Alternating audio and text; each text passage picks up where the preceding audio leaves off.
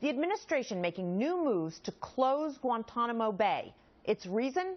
Money. It's costing us millions and millions of dollars to house these people in Cuba, and there are better, more efficient, effective ways to do that in the United States. But will closing it cost America more? Hi, I'm Brenda Butner. This is Bulls and Bears. And here they are, the Bulls and Bears this week. We've got Gary B. Smith, Jonas Max Ferris, John Layfield, along with Lisa Booth and Sasha Burns. Welcome to everybody. Okay, Lisa, Gitmo's got to go? Hi, Brenda. No, I don't think it should at all. And look, shame on the Obama administration, shame on President Obama, because this isn't about the finances. This isn't about money. This is about fulfilling a campaign promise and prioritizing that over the safety of the American people. We have to keep Guantanamo Bay open because not only is it in our nation's best security interest, but our troops shouldn't have to face the same enemy twice. But that's what's been happening. According to the U.S. intelligence director, 30% of the Gitmo terrorists that have been released have re-engaged in terrorism. Jonas, you agree? Look, I've criticized the cost a lot. It is a lot per person, $2.7 million by some estimates.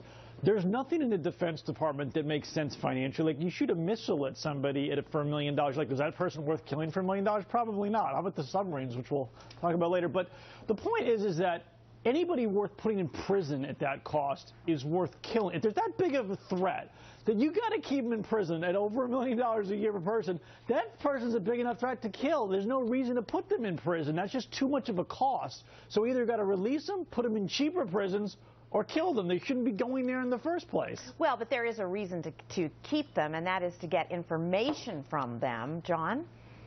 Yeah, and there's also a human rights problem there of just randomly going by and shooting prisoners because it's too expensive. I didn't expect that from Jonas somehow. But we're talking numbers. Yeah, but we're all talking about cost here. And look, we have an example of this. Camp Bucca, which is the prison that was in southern Iraq, when it was closed in 2011, that is what formed the leadership of ISIS. And you ask, what does that cost? $2.74 billion so far is our fight against ISIS. $9.1 is what we spend per day. I think there are cheaper ways to do Gitmo. I'm not for it being in Cuba, but there is no other plan. And what's going to happen if you capture more on the battlefield of ISIS? Where in the world do you put them? I agree with Lisa. This is a legacy issue, not a cost issue. I'm for shutting it down for cost, but you've got to have a backup plan where to house these people. Absolutely. And Sasha, Gitmo was created after 9/11 when al-Qaeda terrorized us. Now we hear from the FBI that ISIS is a worse threat than al-Qaeda. Is this the time, is this the timing correct to close down Gitmo? Well, there are several reasons to close it. But for one thing, it was only supposed to be temporary. It was never supposed to be open for a decade. And it's not just a legacy, John, because this is something, even George W. Bush said he wished he'd closed it. You have the commander, the original commander said it should be closed. Henry Kissinger, you know, Colin Powell. I mean, they're hardly liberal pie-in-the-sky types. But the economics are a major factor. You can put them in a security max prison in the U.S. It would cost $70,000 a year instead of this $2.5 million that we're doing. And if we capture all these people on the battlefield, in terms of ISIS, we're hardly going to ship them all home. I mean, it's not going to happen. We're going to find a place for them somewhere else. Gary B., what do you think? When has the Obama administration ever cared about costs? Well, that is a good point. But Gary B., you care about costs, and we've discussed this many times on this show. The question is, now, when we are seeing this drumbeat of attacks here at home and overseas? Well, Brenda, I think you have two issues. I think you have one, you know, as John so eloquently put, you have the effectiveness of Gitmo. I don't think anyone's arguing that. We need a Gitmo, let's put it like that. Then you have the cost, and we've also talked about that. It costs about $100 million a year. I say to the free market. You know, there's concerns. Well, no one would want it in my backyard. I'm willing to bet in a Flint, Michigan, or a Detroit, or some area like that that's depressed in the Rust Belt, They would be raising their hands to get this business. My God, you talk about a job generator. That's the one area where we should just pick up Gitmo and move it to one of those areas. We still need a Gitmo. If we don't have an alternative here in the continental United States, then my gosh, we need to keep it down there in Cuba. But barring that, let's move it. Let's reduce the cost. Let the free market, in this case, work to solve all the problems. But Lisa, we're talking about now, and Gary makes a good point that there may be other alternatives, but now, when ISIS is a true threat, worse than Al-Qaeda. Lisa? Well, absolutely right. And look, there's no cost on protecting the American people when it comes to keeping individuals like the 9/11 mastermind off of the battlefield and away from United States citizens and away from Americans. There's absolutely no price tag on that, and that's the point here. And that's what Guantanamo Bay has served as a place to not only gather intelligence, but to keep some of these high level, and we're talking about the worst of the worst that are still detained there, away from the battlefield and away from the American people. And Jonas, that's a very good point, because these are the toughest cases that are left there in Gitmo. A lot have left and gone on to other countries and rejoined terrorist organizations. But these are among the plotters of 9/11. Which is another reason to close. Okay, let's stop the killing thing. Okay, well, I'll give you another. Like it or not, we're trying to do deals with Cuba and open it up and make it a tourist destination like it used to be before Castro, even though Castro's still there.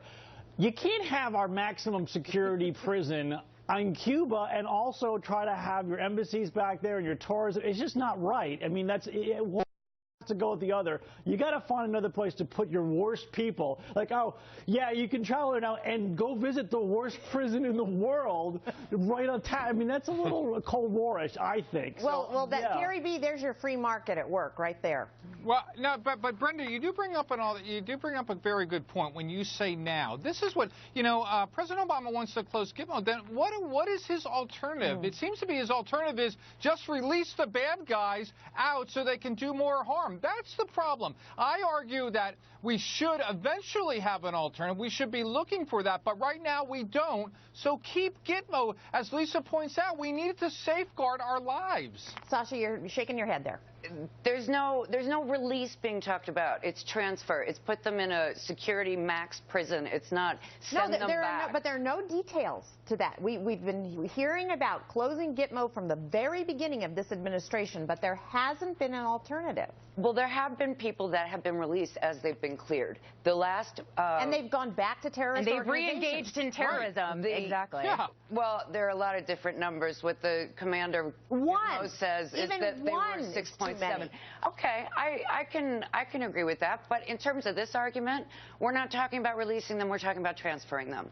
Yeah, but you're also talking about putting a target on the back. We are also talking about putting a target on the back of a state like Michigan or wherever we end up housing these individuals. We're talking about Guantanamo Bay is an incredibly secure facility that is set up to house these high-level individuals, and it absolutely should stay open. John? Yeah, but that doesn't hold water, because these supermax prisons, you're not seeing people escape from them. To Sasha's point, Sasha, there is not a current alternative right now. I'm for moving it, but there's not a supermax prison that has cells enough open right now. And Gary B. is right. When the supermax prison opened up in Colorado, the people in the county chipped in to buy the land because they wanted the jobs. This is the free. The thing that bothers me more than anything, though, is President Obama's focus on closing Guantanamo Bay, and I think it was because of a promise he made earlier, instead of focusing on the fact that we have no coherent strategy to actually deal with ISIS in the Middle East. That is the root of our problem. Okay, and Lisa, I just want to bring up your point again. You were basically saying that a state that would take on these terrorists would have, there'd be threats against it, essentially.